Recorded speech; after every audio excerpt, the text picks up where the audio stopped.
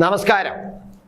ഒരു വകുപ്പിൽ ഒരു മന്ത്രി മാറുമ്പോൾ വകുപ്പിന്റെ സ്വഭാവവും നയവും മാറുമോ എന്നതാണ്. ഇപ്പൊ ട്രാൻസ്പോർട്ട് വകുപ്പിനെ കുറിച്ചാണ് ഞാൻ പറയുന്നത്. ട്രാൻസ്പോർട്ട് വകുപ്പിൽ ഗണേഷ് മന്ത്രിയായി വന്നപ്പോൾ ഒരു പ്രതീക്ഷയുണ്ടായിരുന്നു. കാരണം അദ്ദേഹത്തിന് ഈ അഴിമതി അത്ര ഇഷ്ടപ്പെടുന്ന ആളല്ല എന്നാണ് നമ്മളെല്ലാം ധരിച്ചു വച്ചിരിക്കുന്നത്. അപ്പോൾ അതുകൊണ്ട് അഴിമതി നടത്താൻ, കാരണം ഈ ഗവൺമെന്റ് മൊത്തം അഴിമതിയിൽ, മുഖ്യമന്ത്രി പോലും അഴിമതിയിൽ മുങ്ങി കുളിച്ച് മൂക്കറ്റം വരെ അഴിമതിയിൽ മുങ്ങിക്കിടക്കുമ്പോൾ ഒരു അഴിമതിയുടെ ഒരു തരിമ്പും തൊടാത്ത ഒരു വ്യക്തി ഒരു ഡിപ്പാർട്ട്മെന്റിന്റെ മേധാവിയായി മന്ത്രിയായി വരുമ്പോൾ സ്വാഭാവികമായിട്ടും ഞങ്ങളെപ്പോലുള്ളവർ അത് വളരെ താല്പര്യത്തോടെയാണ് കണ്ടത്. പക്ഷേ ആ ഡിപ്പാർട്ട്മെന്റിന് തൻ്റെ ഈഗോയും തൻ്റെ ഉണ്ടല്ലോ ഒരു താൻ പോരിമ എന്ന് പറയുന്ന, കാരണം ബാലകൃഷ്ണപിള്ളയുടെ മകനാണ്, ബാലകൃഷ്ണപിള്ളയുടെ മകനാണെന്ന് കേരളത്തിലെ ജനങ്ങൾക്കെല്ലാം അറിയാം.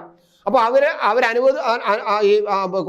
അനുഷ്ഠിച്ചു വരുന്ന ഒരു കുടുംബ മഹിമയും അതിൻ്റെ പിന്നിലുള്ള ഈഗോയും ഉണ്ടല്ലോ, അത് ഈ മന്ത്രി ഉപയോഗിക്കുന്നുണ്ടോ എന്നാണ്. അതായത് ഇന്നിപ്പോ ഈ ട്രാൻസ്പോർട്ട് കമ്മീഷണറുമായിട്ട് കയ്യാങ്കളി വരെ എത്തിയ ഒരു സംഭവം ഉണ്ടായി. നമ്മൾ മുമ്പ് വാർത്ത ചെയ്തതാണ്. അങ്ങനെ കയ്യാങ്കളിയോടെ ഉണ്ടായ സംഭവത്തിന് ശേഷം അദ്ദേഹം മിക്കവാറും ഈ ട്രാൻസ്പോർട്ട് കമ്മീഷണറും ഇറങ്ങിപ്പോകാനാണ് സാധ്യത. എന്തായാലും ഇപ്പോൾ ട്രാൻസ്പോർട്ട് കമ്മീഷണർ ഒരു ഉത്തരവ് പുറപ്പെടുവിച്ചു. ഈ ചെക്ക് പോസ്റ്റിലെ ഉദ്യോഗസ്ഥന്മാരെ സ്ഥലം മാറ്റിക്കൊണ്ടുള്ള ഒരു ഉത്തരവ്. അതൊരു സാധാരണ നടക്കുന്ന ഷഫളിംഗ് ആണെന്നാണ് ഡിപ്പാർട്ട്മെന്റ് പറയുന്നത്. 3 മാസം കഴിയുമ്പോൾ ഇവരെ മാറ്റിക്കൊടുക്കും. അത് അഴിമതി നടക്കാതിരിക്കാനാണ് എന്നാണ് സർക്കാർ പക്ഷം. പക്ഷേ അതല്ല, 3 മാസം നീ വാരിയെടുത്തത് മതി, ഇനി ബാക്കിയുള്ളവർ 3 മാസം വന്ന് വാരിയെടുക്കട്ടെ, അതുകൊണ്ട് അവനും അവസരം കൊടുക്കണം, അതിനു വേണ്ടിയാണ് ഈ 3 മാസത്തിലൊരിക്കൽ എന്നത് ഉണ്ടാക്കി വച്ചിരിക്കുന്നതെന്ന് മറ്റൊരു ഭാഗത്തു നിന്നും നമുക്ക് വിവരങ്ങൾ പറയുന്നുണ്ട്. അങ്ങനെയും പറയുന്നുണ്ട്.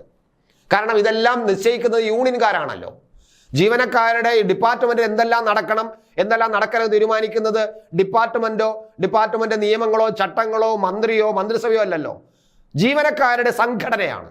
അപ്പൊ ആ സംഘടനയാണ് ഇങ്ങനെ ഒരു 3 മാസത്തിലൊരിക്കൽ അഴിമതി നടക്കും, അതുകൊണ്ട് ഷഫിൾ ചെയ്യണം ഉദ്യോഗസ്ഥന്മാരെ എന്നൊരു തീരുമാനം എടുത്തു വെച്ചിരിക്കുന്നത്. അതിന്റെ അടിസ്ഥാനത്തിൽ എന്തായാലും അങ്ങനെ ഈ ട്രാൻസ്പോർട്ട് കമ്മീഷണർ ശ്രീജിത്ത് ഈ ഉദ്യോഗസ്ഥന്മാരെ സ്ഥലം മാറ്റിക്കൊണ്ട് ഉത്തരവ് പുറപ്പെടുവിച്ചു. ഉടനെ തന്നെ മന്ത്രി ഗണേഷ് കുമാർ അതിനെ തടഞ്ഞു. കാരണം ശ്രീജിത്തുമായിട്ട് അല്പം ഞാൻ നേരത്തെ പറഞ്ഞില്ല, കയ്യാങ്കളി വരെ നടന്ന ഒരു സംഭവങ്ങളുണ്ട്.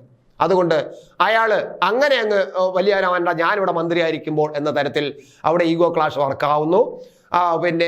ഡെപ്യൂട്ടി കമ്മീഷണറായ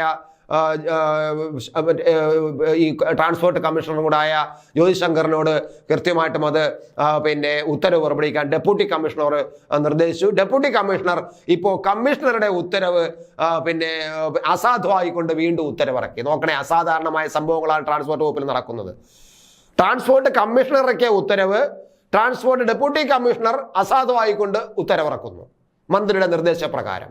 അങ്ങനെ മുഖ്യമന്ത്രിയുടെ പിണറായി വിജയന്റെ ഈ ഭരണത്തിന് കീഴിൽ ഒരു ഉത്തരവാദിത്തമില്ലാത്ത, ഒന്നിനും ഒരു കാര്യവും കഴക്കും ഒന്നുമില്ലാത്ത ഒരു വല്ലാത്ത അവസ്ഥയിലേക്ക് പോകുന്നു. ട്രാൻസ്പോർട്ട് വകുപ്പ് എങ്ങനെ നന്നാകും എന്ന് നമുക്കറിയാം. KSRTC നന്നാക്കിയെടുക്കുമെന്നാണ് ഇദ്ദേഹം പറഞ്ഞുകൊണ്ട് ഒരുപാട് പ്രോജക്റ്റ് ഒക്കെ കൊടുത്തു. പക്ഷേ മുഖ്യമന്ത്രി ഇതുവരെയും ഇദ്ദേഹം കൊടുത്ത വലിയൊരു പദ്ധതി അദ്ദേഹം തുറന്നു പോലും നോക്കിയിട്ടില്ല എന്നാണ് തോന്നുന്നത്. കാരണം അതിനുള്ള സമയമില്ല, അതിനുള്ള അദ്ദേഹം താല്പര്യവുമില്ല. കാരണം ഈ ഒരു നാട് നന്നാവണമെന്നൊന്നും ഈ ഗവൺമെന്റ് താല്പര്യമില്ല.